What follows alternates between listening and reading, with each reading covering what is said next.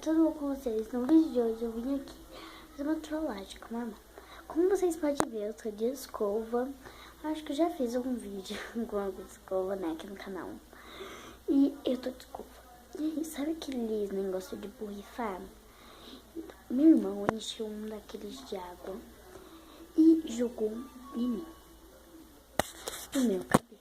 Meu cabelo, vocês podem ver que ele... Ai, ele tá enrolando, olha isso. Já tá enrolando. Eu fiz chapinha e escova.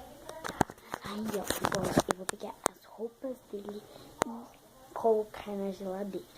Eu vi que alguns youtubers estão fazendo isso como trollagem. E eu vou pegar as roupas que ele, assim, sabe, mais usa e colocar na geladeira. E já volto com você. Eu peguei essa daqui que é nova, muito nova. Só que aí foi, pode acontecer alguma coisa e estragar tudo. Então eu peguei essa daqui, ó. Ele usa bastante também, ó. E, ó, eu não torço pra esse time. Então, por isso mesmo que eu escolhi pra congelar.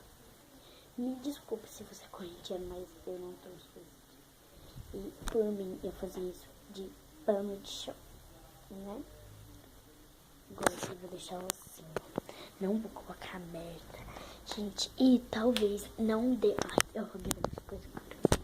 Talvez não dê pra mim gravar a reação dele. Por quê?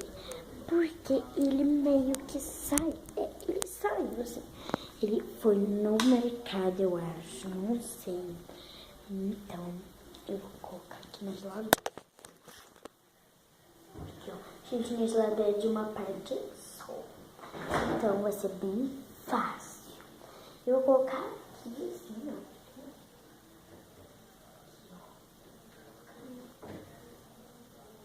Colocar no congelador.